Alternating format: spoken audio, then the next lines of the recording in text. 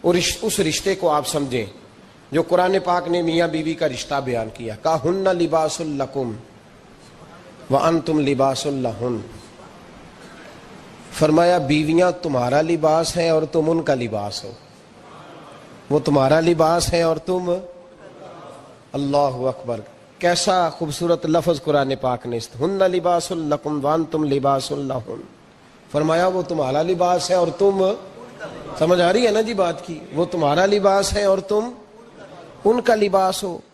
تین خوبیاں تو ہر لباس میں ہوتی ہیں، تین چیزوں کے لیے لباس پہنا جاتا ہے، تین چیزیں، تین قسم کی آسائشیں لباس میں پائی جاتی ہیں، اس پر تو تمام مفسرین کا اتفاق ہے۔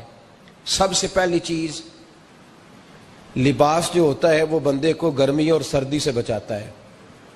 سخت سردی میں لباس لے لیں تو بندہ سردی سے بچ جاتا ہے۔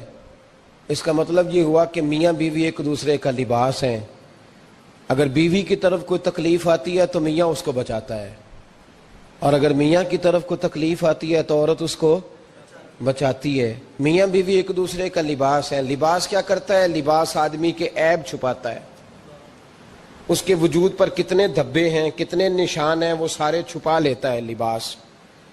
میاں بیوی ایک دوسرے کے عیب چھپانے والے ہوتے ہیں، عیب بتانے والے، رونا رونے والے نہیں ہوتے کہ بی بی جب بھی میکے گئی اس نے جا کے رونا شروع کر دیا، اتنی میں تانگو دوسرا ہے ہی کوئی نہیں، اور خامد صاحب جب بھی ملے انہوں نے ایک ہی راگ الاپنا شروع کر دیا کہ میری کیا بات تھی، مجھے مل کیا گیا ہے، میں کیا تھا، میرے ساتھ ہوا کیا ہے۔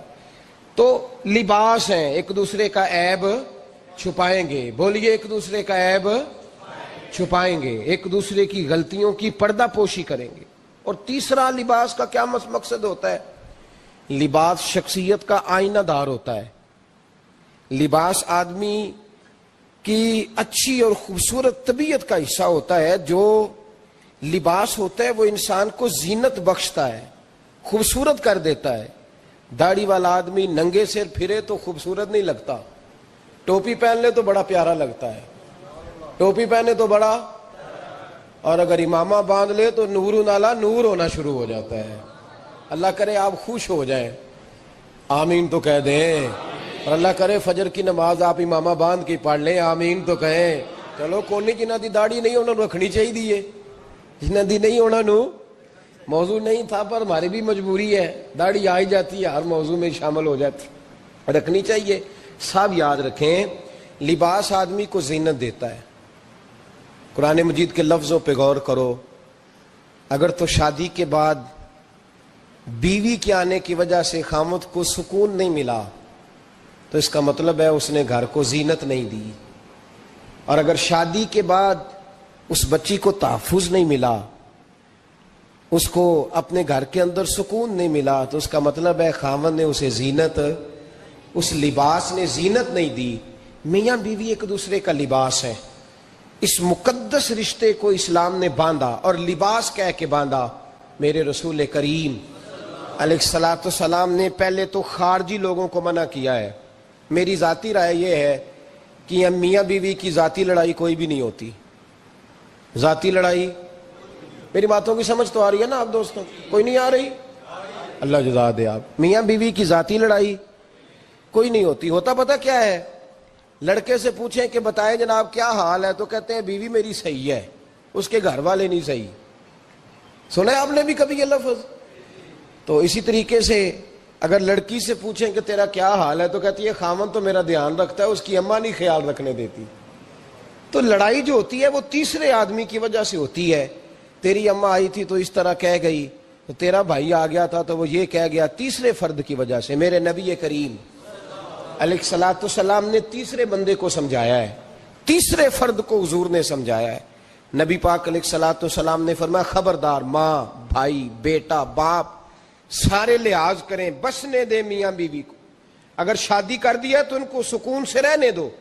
تم دو جملے کہہ کے چلے گئے، کوئی عیب نکال کے جو چھپا ہوا تھا خامن کی نظر میں وہ نکال کے بتا دیا کہ تیری بیوی یہ کام بھی کرتی ہے، اب تم تو ہٹ گئے وہ بات کہہ کے، اب انہوں نے اکٹھے رہنا ہے، ان کی زندگی مصیبت کا شکار ہو گئی، آزمائش میں آ گئے وہ دونوں، ساری زندگی کڑتے رہے، ایک عیب نکال کے لڑکی کے گھر والے لڑکے کا اسے بتا کے چلے گئے تیرے خامد میں یہ عیب پایا جاتا ہے، وہ ساری زندگی کڑتے رہیں گے، تکلیف میں رہیں گے، انہوں نے تو کٹھے رہنا ہے۔ بتانے والا چلا گیا، میرے رسول کریم صلی اللہ علیہ وسلم فرماتے ہیں لعنتی ہے وہ شخص، لعنتی ہے وہ شخص۔ یا رسول اللہ کون سا؟ فرمایا جو بیوی کو مرد کے خلاف اکساتا ہے اور مرد کو بیوی کے خلاف اکساتا ہے، وہ لعنتی ہے، ملعون ہے، رحمت الہی سے دور ہے وہ شخص۔ انہیں قریب کرنے کی کوشش کر، تو ان کے اندر محبت پیدا کرنے کی کوشش کر۔ میرے نبی کریم علیہ الصلوۃ والسلام نے جب حضرت سیدہ فاطمہ الزہرا رضی اللہ تعالی عنہا اور جناب سیدنا علی المرتضیٰ رضی اللہ تعالی عنہ کی شادی کی تو نبی پاک نے دونوں کے سر جوڑے اور دونوں کے درمیان محبت کی دعا فرمائی، دونوں کے درمیان محبت کی دعا فرمائی۔ اور نبی پاک صلی اللہ علیہ وسلم حضرت فاطمہ کے سامنے جناب علی کے فضائل بیان فرماتے، اور جناب علی آتے تو نبی پاک فرماتے فاطمہ تو میرے وجود کا حصہ ہے، وہ تو میرے جگر کا ٹکڑا ہے۔ تو ان دونوں کے درمیان الفت پیدا، یہ سب سے پہلے تو خارجی لوگ اس بات کا خیال کریں، سب سے پہلے تو خارجی لوگ خیال کریں، توجہ دیں، ان کو بکھرنے سے بچائیں۔ اب میاں بیوی بھی سمجھ لیں کہ ہماری ذمہ داریاں کیا ہیں۔ مسند امام احمد بن حنبل میں حضرت ابو درداء رضی اللہ تعالیٰ عنہ سے حدیث مروی ہے، نبی کریم صلی اللہ علیہ وسلم کی بارگاہ میں ایک خاتون نے آ کے عرض کیا یا رسول اللہ صلی اللہ علیہ وسلم مجھے بتلائیے خاوند کا حق کیا ہے۔ یہ جو حدیث سنانے لگا ہوں نا، یہ بیٹی کو سنانی ہے، جا کے یہ ٹیلی فون کر کے بہن کو سنانی ہے، صرف بیوی کو سنانے کی نہیں ہوتی یہ چیزیں۔ یہ حدیث بیٹی کو سمجھائیں، بہن کو سمجھائیں، ان لوگوں کو سمجھائیں تاکہ، اور یہ یاد رکھیں خاوند کے حقوق اگر بچی کے گھر والے اسے سکھائیں نا تو اس کی سمجھ میں جلدی آ جائیں گے، اور بیوی کے حقوق اگر خاوند کے گھر والے اس کو سمجھائیں تو اس کی سمجھ میں بات جلدی آئے گی، وہ خیر خواہ سمجھتے ہیں اپنے رشتہ داروں۔ یہ والی حدیثیں ان لوگوں کو سنانی چاہیے جن لوگوں کا بچہ ہے یا بچی ہے، متعلقہ آدمی حقوق بیان کرے۔ جب متبادل چیز کسی کے سامنے آتی ہے تو وہ کئی دفعہ سمجھتے ہیں کہ خلوص اس میں پورا نہیں پایا جاتا۔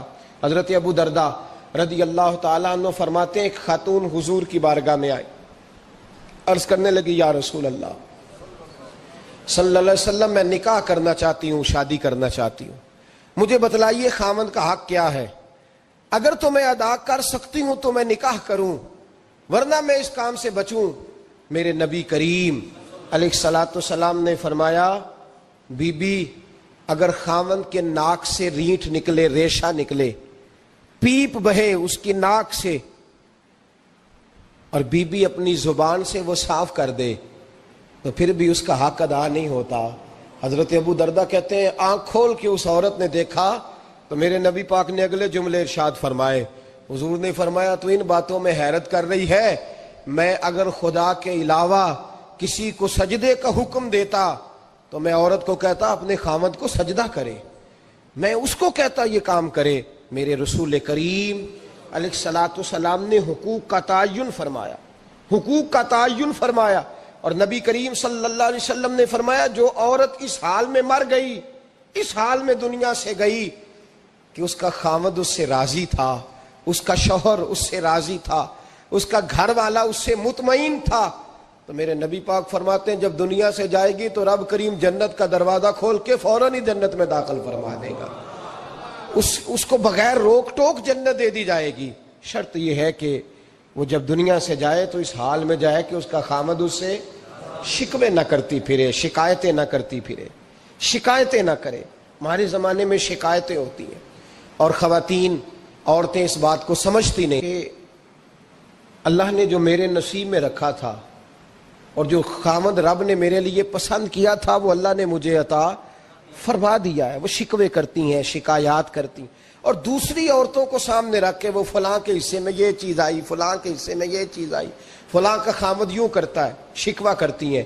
میرے رسول پاک علیہ السلام نے فرمایا عورتیں کثرت سے جہنم میں جائیں گی، کثرت سے۔ تو ایک صحابی رو پڑے، ایک حدیث میں لفظ یہ ہے رو پڑے، عرض کرنے لگے یا رسول اللہ وہ ہماری مائیں بھی ہیں، بیٹیاں بھی ہیں، بہنیں بھی، حضور جہنم میں جائیں گی؟ نبی پاک صلی اللہ علیہ وسلم نے فرمایا ایک تو وہ عیب جوئی کرتی ہیں، غیبتیں کرتی ہیں، دوسرا رب کا شکر ادا نہیں کرتی، اور تیسرا فرمایا اپنے خامن کا بھی شکریہ ادا نہیں کرتی، بات بات پہ ناشکری کرتی ہیں، بات بات پہ ناشکری کرتی، اس سبب سے جہنم میں جائیں۔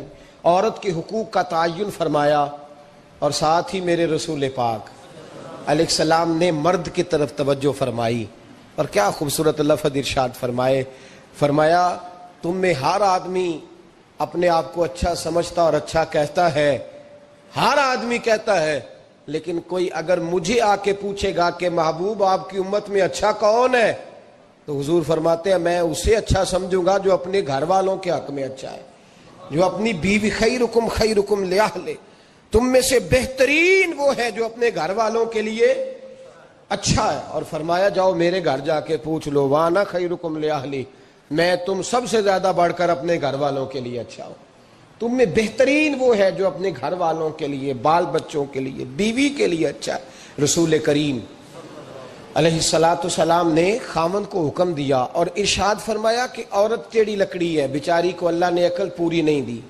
ایک بچہ چھوٹا ہوتا ہے، ہمیں پتہ ہوتا ہے کہ اس کا شعور پورا نہیں، اگر کوئی غلطی کرے تو کیا اسے نکال دیا جاتا ہے گھر سے؟ بولے، چھوٹا بچہ ہے، وہ کئی دفعہ بڑا نقصان کر دیتا ہے، آپ کیا کہتے ہیں؟ اسے مارتے ہیں، کلاڑی لے آتے ہیں اس کے لیے؟